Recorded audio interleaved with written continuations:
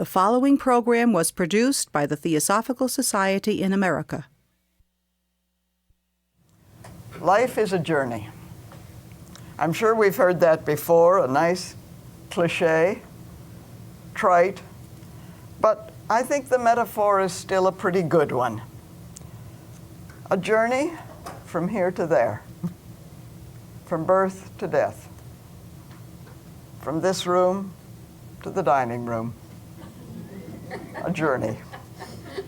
Sometimes we've traveled as tourists, excited over the sights and the sounds and all that we can see and hear and experience, or bored by the long, long stretches of wasteland through which we have to pass. I remember a trip that I made many years ago when I was living in Seattle, teaching school there. A trip driving from Seattle to Olcott here to attend the summer sessions. Two friends accompanied me on the trip. One sat in front with me, studying the map, but excited over every little thing in the landscape as we passed through the various states, Idaho, Montana, Wyoming, Montana, all of that, the Dakotas, into Minnesota, Wisconsin, and so on, pointing out the beauty. And she saw beauty in everything of the varied landscapes. The other friend was content to sit in the back seat reading a book and looking up only when the friend in the front seat said, "You must look at that." Otherwise, she was content with the book. Now, the amazing part of this story is that my backseat friend rode in the back seat, returning to Seattle, rereading the same book. Well, as tourists, we often collect souvenirs of our travels, trinkets and oddments that we pick up, along the way. Descriptive brochures, photographs, of course. We burden ourselves and our suitcases with all kinds of mementos. And we love the excitement of going, and we take pride in the number of places we've been. I think of them as quantifiers. 10 days in 20 countries, 12 hours just to get to my destination. Or the flight was so delayed I missed the first 2 hours of the tour that I had paid for. But then, of course, there have been times when we've traveled on this journey as pilgrims. As pilgrims, we've experienced sacred times, sacred places, or perhaps I should say sacred spaces. Spaces in our lives that have a special meaning. As pilgrims, we've been content with very little, perhaps as small an icon as a stone picked up from the road we walked, a flower to be pressed between the leaves of our diaries. H.P. Blavatsky, as you know, spoke of this entire journey as a pilgrimage. The pilgrimage of the monad, she said, the essential self. Pilgrims, I think, are not so much quantifiers as qualifiers, if I can put it that way. Not the number of places visited, but the quality of the experience, its deeper meaning, its significance that seems to reveal itself in a new way of looking at the world, of seeing what is out there, but seeing it somehow with new eyes, a new way of just being in the world. And pilgrims, I think, are questers. I think of a statement by the poet and writer Diane Ackerman. We are a life form that quests. We can put it this way: we're a restless species. And this innate restlessness has led us to the outermost limits, reaches of space, to the depths of the oceans, to the peaks of the highest mountains, to subterranean caves, and into the core of the earth. From the Arctic to the Antarctica, we've explored our planet, and the few unexplored regions call temptingly to the adventurer who is determined to go where no one else has gone. How fascinated we all are with the pictures that come back to us of probes of Mars and Jupiter, the rings of Saturn. And the question of whether the universe is infinite or finite continues to engage the very finest minds of science, and it intrigues us all. To be questers means to have questions, though the questions that we have may be different for each one of us, and they're different at different times too. I know the questions that I asked when I was 20 are not the questions I asked when I was 40, and certainly not the questions I asked at 60 or 70, or even the questions that I'm asking today. But somehow, each question, if you look at it, seems to unfold into another question. And perhaps if we're really pilgrims, if we really are pilgrims, we learn to live with the question, realizing or knowing, inwardly knowing, that the pilgrimage itself is the answer. It's enough, perhaps, that the question sets us on the way. And that, of course, brings me to the title of these remarks: Seek Out the Way. Most of you, I'm sure, will recognize that the phrase comes from the little work, Light on the Path, the first in order of publication of what may be called the three Theosophical spiritual classics inspirational texts. And the other two, as we well know, in order of publication, The Voice of the Silence and At the Feet of the Master. I rather suspect that there isn't a member of the Society anywhere in the world who hasn't read those three classic texts. And of course, many, many non-members, thousands of people, seekers, have also read them, derived inspiration from them. Classics of the spiritual life. But I've simply lifted that phrase, seek out the way, from the first of these spiritual classics, in order to consider with you some aspects of what it means, at least what it is meaning to me at the moment, to be a quester or a pilgrim on this journey on which each one of us is embarked. As I suggested, to be a quester is to have a question, to ask a question. To be a quester is to seek. Our late international president, Mr. N. Sri Ram, in his book, The Nature of Our Seeking, pointed out that the nature of our seeking would depend on what it is that prompts it.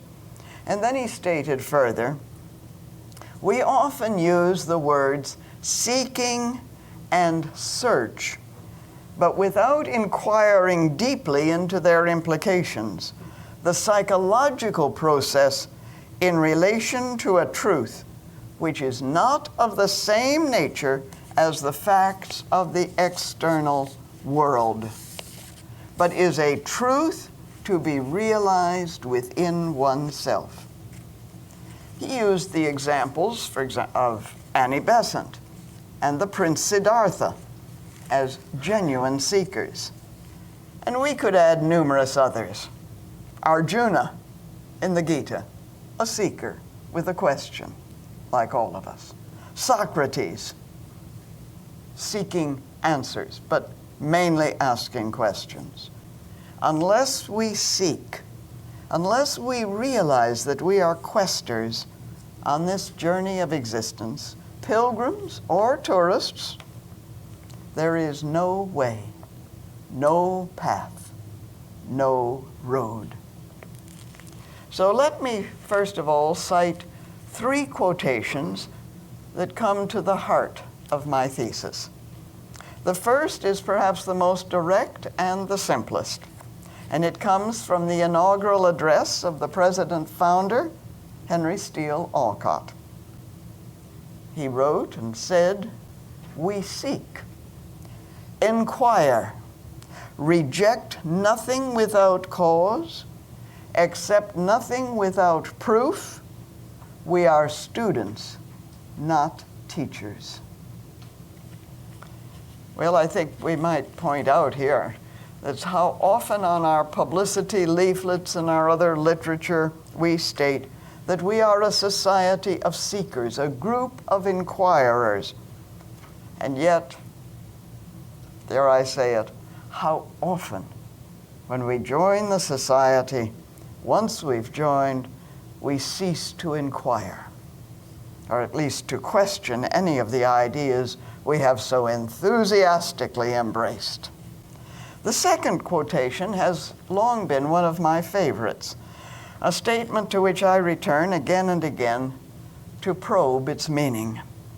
And it's found in the second letter addressed to Mr. A.P. Sinnott with the most beautiful salutation that could ever be found in a letter from an adept correspondent. It begins, "Much esteemed sir and brother," and it's signed by his Mahatmic teacher, "Yours faithfully, as ever, Kutumi Lal Singh." And the statement reads, "The adept is the rare efflorescence of a generation of inquirers, and to become one, he must obey the inward impulse of his soul, irrespective of the prudential considerations of worldly science and sagacity."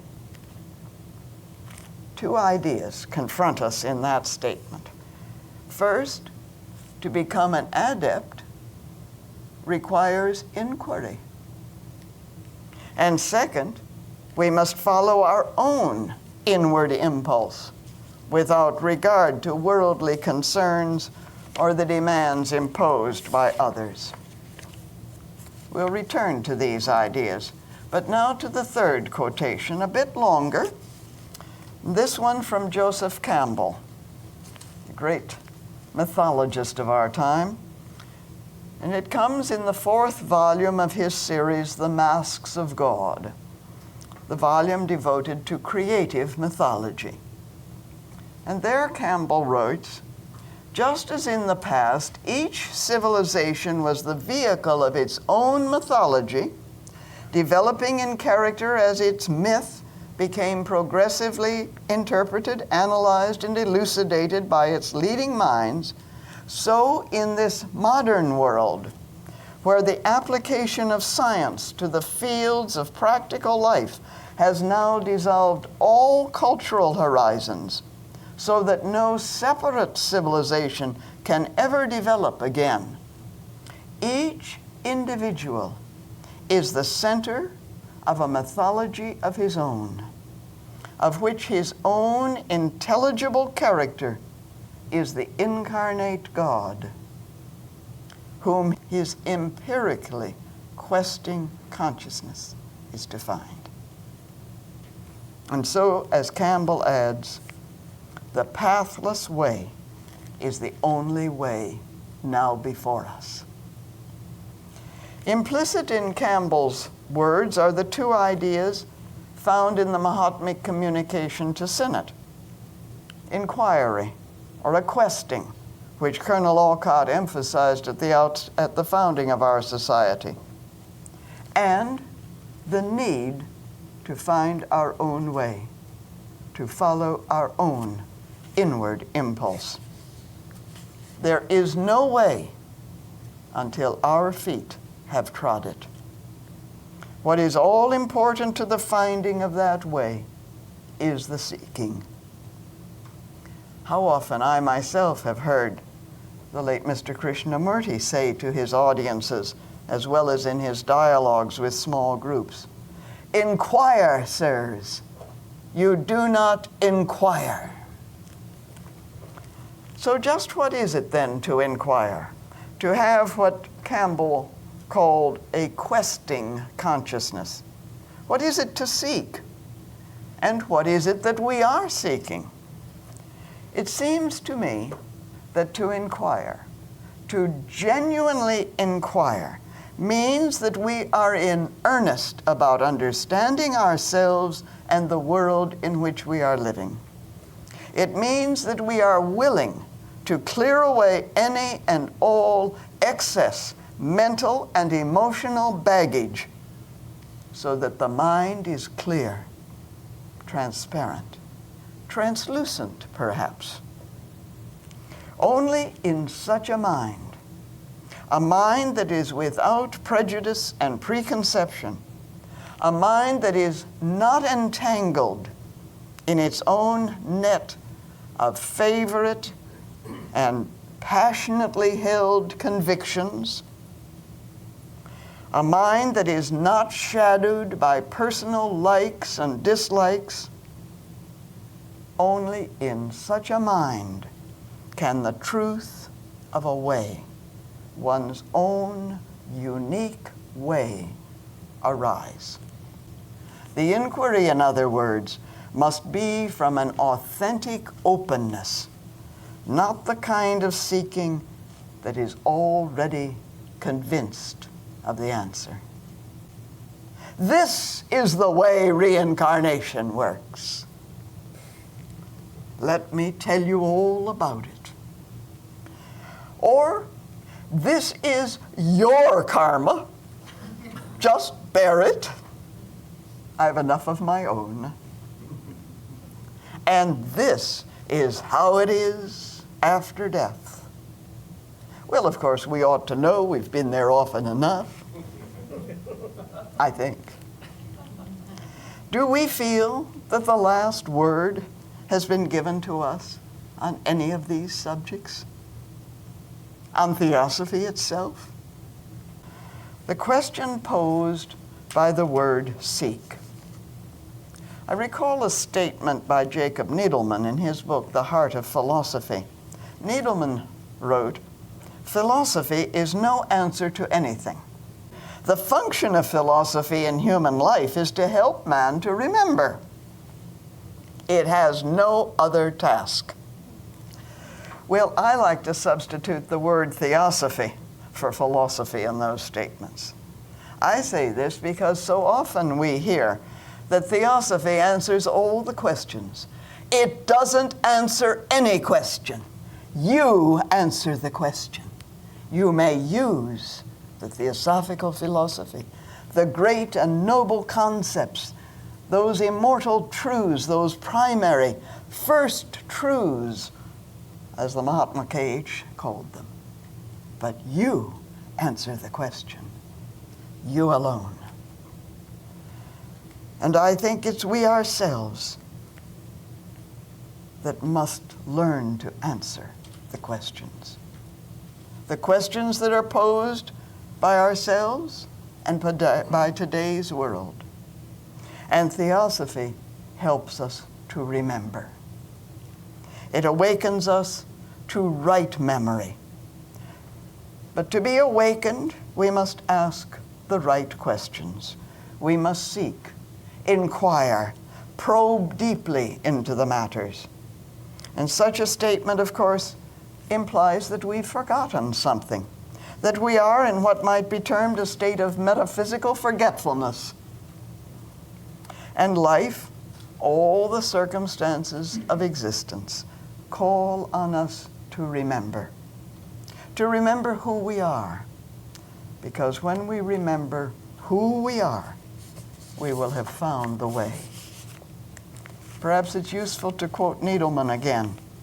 The magic of real philosophy, he wrote, is the magic of the specifically human act of self-questioning, of being in front of the question of oneself. This is really to seek, to inquire, to probe.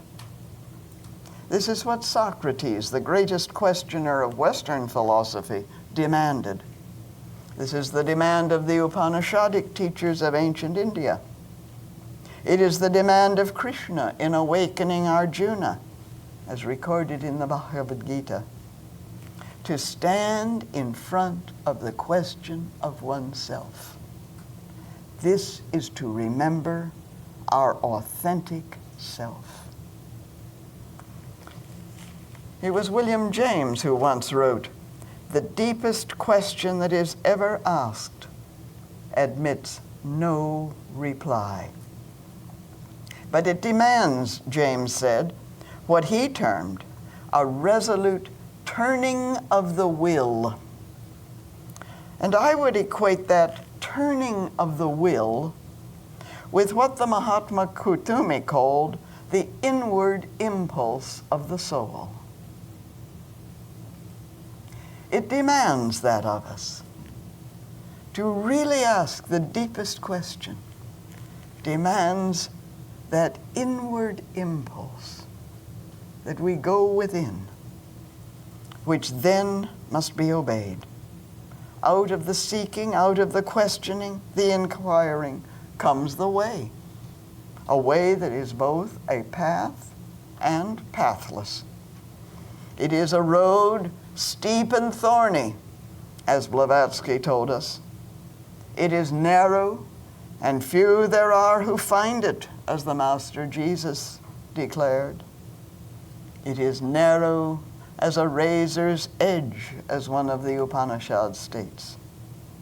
But for those who seek, who truly seek, as light on the path reminds us, there opens out before us the mystery of a new way, when the star of your soul will show its light. Genuine seeking, then, involves what I would call an interrogation, a question which lies at the core of our being, which is never satisfied with easy answers. I think we should constantly question, renew those early questions that we had. Look at them again that brought you to the threshold of theosophy. And we are only at the threshold, really. We're only at the beginning. So ask those questions again.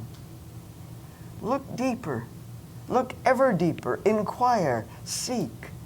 Are you satisfied with the simplest answers? I think of this so often with questions that are asked us at the end of lectures and so on. Can we answer them afresh? Can we answer them as though they've never been answered before, as though we live with the question, as though we really try to understand, what is theosophy? That's the simplest of all questions and the most difficult to answer. Have you been asked that question? And how do you answer it? Do you have a nice pat answer? Or do you say, well, just a moment, I have a leaflet here that explains it all? Or do you look at the questioner and say, what comes then out of the depth of a deeper inner understanding that is the moment, the answer that is of the moment, or that asks a further question, that demands of the questioner that he too, she too, look, inquire, seek to understand. And this, I think, demands that turning of the will, that kind of answering that carries us both outward and inward toward true knowing. Plato called it eros, love in its essence. And because of the nature of love, one does not approach the question, the seeking of the way, with the scientific scholarly mind alone. Oh yes, theosophy comes from the two Greek words theos and sophia, and